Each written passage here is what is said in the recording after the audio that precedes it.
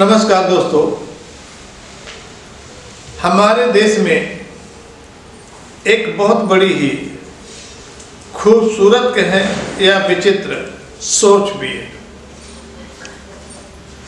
जब संभलने का समय होता है उस समय निद्रा में होते हैं,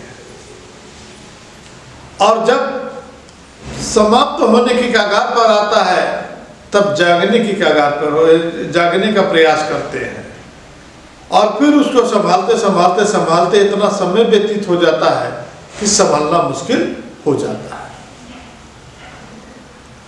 अब हम बात करते हैं सबसे पहले देश की इकोनॉमिक की ही बात कर लीजिए।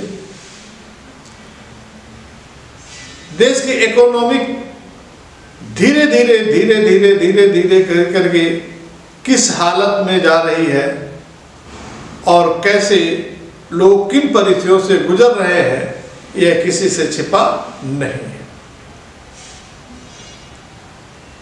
इनकम के आधार पर, कमाई के आधार पर जिसकी जितनी कमाई है उसके अनुपात से कहीं ज्यादा महंगाई है। यही कारण है कि लोगों को महंगाई दिखती है। यदि महंगाई हो और उसी अनुपात में इनकम के स्रोत हो, आय के स्रोत हो, तो निश्चित रूप से फिर उस महंगाई का असर कम से कम होता है। डॉलर और रुपए की क्या हालत है ये भी बतलाने की जरूरत नहीं है। उसको कैसे मेंटेनेंस किया जा रहा है ये भी बतलाने की जरूरत नहीं है। बैंकों में कितना रुपए किसके पास है नहीं है, किस बैंक में कितना किसका कर्जा है, वो भी किसी से बतलाने की आवश्यकता नहीं। सबको पता है, सरकार को भी पता है, आम आदमी को भी पता है। इसके बावजूद भी ना तो पब्लिक और ना ही सरकार उस दिशा में कोई ठोस कदम उठा रही है, क्योंकि किसी की भी हो, जब फ्री में किसी का काम चल जाता है तो वो काम क्यों करे। क्योंकि अभी देश के प्रधानमंत्री नरेंद्र मोदी जी ने स्पष्ट शब्दों में कहा, ह्यूमन रिसोर्स से इनकम बढ़ाई जा सकती है। नो डाउट ये एक अच्छी सोच है, ये सब कोई पसंद करेगा, लेकिन ह्यूमन रिसोर्स से इनकम बढ़ाने का तरीका क्या है? कैसे ह्यूमन रिसोर्स के द्वारा इनकम बढ़ेगी, इसका कुछ मानक होना चाहिए, उसका कुछ ढांचा होना चाहिए, और वो होता हुआ दिखना भी चाहिए। क्योंकि मैन्युफैक्चरिंग धीरे धीरे धीरे करके किस पोजीशन में पहुंच गई है यह भी सरकार को बहुत अच्छी तरीके से पता है और देश की पूरी जनता को भी पता है। लेकिन ना तो देश की जनता इस तरफ कोई कदम बढ़ा रही है। बढ़ाने से मतलब है कि जैसे किसी को कोई दिक्कत होती है तो कुछ सरकार से काम कराने के लिए कुछ प्रयास करने पड़ते हैं, धरना प्रदर्शन करना पड़ता है, विरोध करना पड़ता है, तो कहीं पर कोई विरोध है ही नहीं। इससे लगता है कि जनता खुश है, तो सरकार को भी इसमें कोई चिंता नहीं है। जब मैन्युफैक्चरिंग नहीं होगी, हमारा माल गांव से शहर, शहर से दूसरे शहर, बड़े शहर से क्या कहते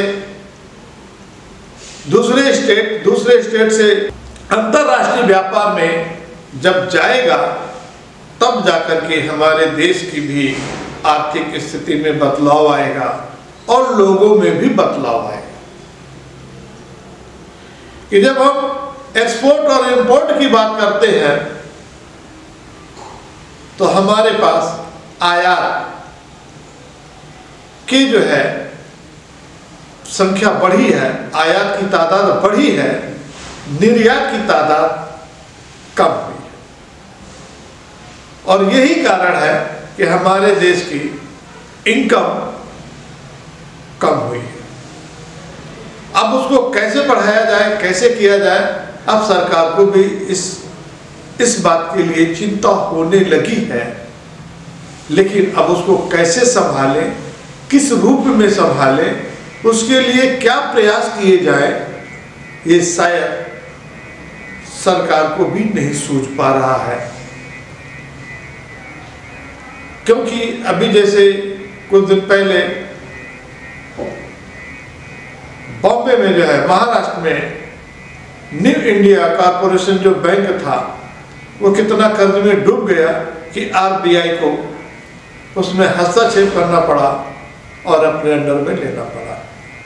अब 6 महीने के लिए आरबीआई ने उस बैंक से पैसे निकासी की पूरी पाबंदी लगा दी। अब कल्पना करिए, जिसके घर में शादी है, बीमार है, जिनका पैसा उन बैंकों में जमा है, उसका क्या होगा। उसके लिए भी बैंक को कुछ प्रयास करने चाहिए कि कोई बीमार है, किसी के यहाँ शादी ब्याह है या कुछ वो खरीदना चाहता है, उसके लिए उसका विकल्प होना चाहिए।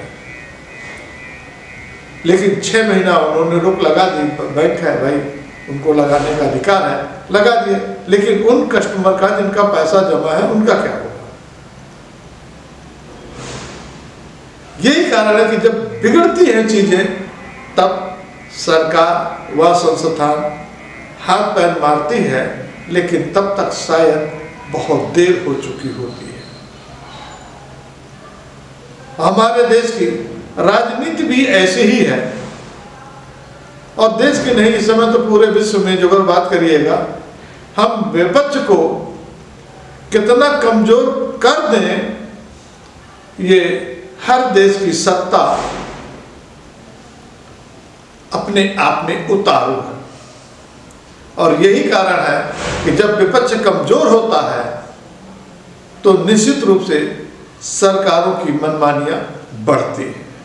वो किसी की बात को सुनने को तैयार नहीं होती हैं और उन पर फिर सरकार पर अंकुश लग पाना मुश्किल होता है।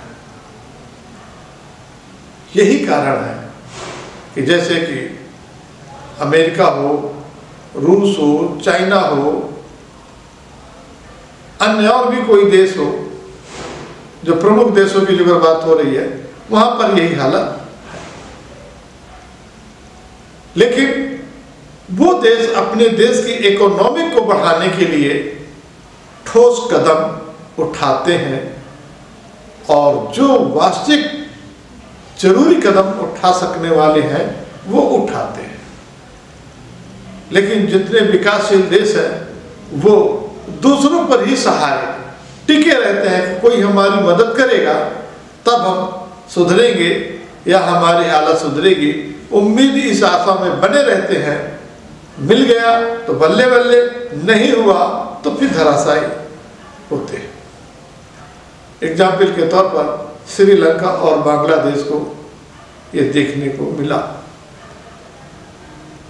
और किसी भी देश में ऐसी स्थिति हो सकती है, इसको नकारा नहीं जा सकता है जब तक कि हम उस तरफ कोई ठोस कदम ना उठाएं। आने वाले समय में निश्चित रूप से सरकार अपने देश में इस तरफ कदम बढ़ाएंगे और मैन्युफैक्चरिंग की ओर ये जो अगर ध्यान दें तो निश्चित रूप से हालात सुधरने में जो है मदद मिलेगी। और फ्री वाला जो कल्चर है इसको लगभग बंद करना चाहिए, क्योंकि हम एक तरह से देश पर, सरकार पर उसका बर्डन भी पड़ता है और साथ में हम उनको जिनको फ्री में डालते हैं उनको आलसी भी बनाते हैं, उनको नकारा भी बनाते हैं, उनको काम न करने के लिए भी प्रेरित जैसे होते हैं, करते हैं, जिसके कारण से वो भी बैठे हैं, चलिए खाने को मिलेगा तो क्या करना। ये कहावत ना, अल्लाह दे खाने को तो कौन जाए कमाने को। इन्हीं बातों के साथ अपने शब्दों को विराम देते हैं। जय हिंद, जय भारत।